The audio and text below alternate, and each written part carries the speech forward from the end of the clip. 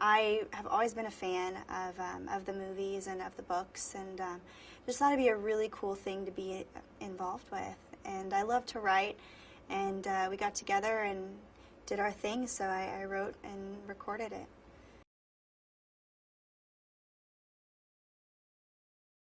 There's a lot of life issues that occur in a fantasy setting. So it's very entertaining, and it's really relatable at the same time. There's so much stuff going on, and things that are very fantasy-like and very imaginative. But you can also completely and totally relate them to your life and find characters that you relate to, and situations that you've been in or that you may encounter someday. So it's relatable, but it's very entertaining too, and it's very just creative. So it's cool to get lost in this other world and still be able to apply it to your life.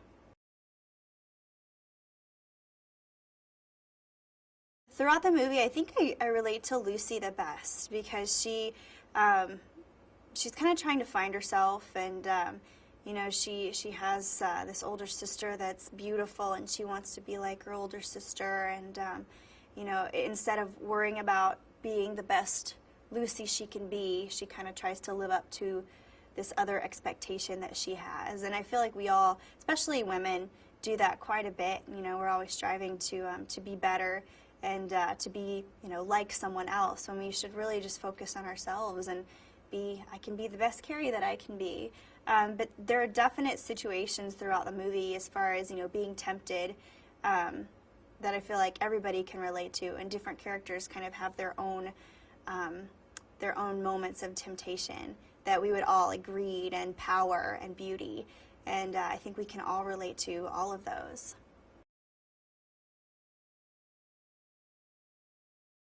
The song we ended up going with is "There's a Place for Us." That's the name, and it's all about even when things don't seem so great, there's some place that you're powerful and you're beautiful and you're all the things that you strive to be. There's a place where you are in charge and you are in a good way. There's a place where you fit. And throughout the movie, at the very beginning, Lucy and Edmund talk about how they don't, they're normal people here in the real world, but there's Narnia where they're kings and they're queens and they're fighting battles and they're doing things, but at the moment they're stuck in the real world and things aren't looking so great, and they're just kids. So they just think of this other place and reminisce and remember things about this other place that they've done, that they've been, grown-ups, that they've been amazing and powerful and awesome. So it's just kind of about finding that place where you fit in. And at the end of the movie, when Reepicheep goes to his, to Aslan's country and kind of leaves everybody else behind, that's where his heart is, that's where he fits. So there's a lot of different characters that it applies to throughout the course of the movie.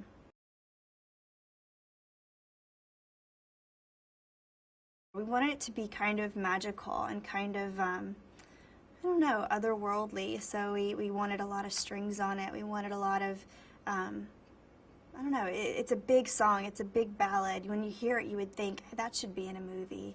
And like I said, I've never written for a movie like this. I've never had this box of these themes you write about. Normally we just go into a writing room and see what happens. There are no agendas. There are no expectations. We just see what we can get. And with this one, it was all about these themes and these parameters, and but it was really cool. It was a good experience, and I feel like we all succeeded.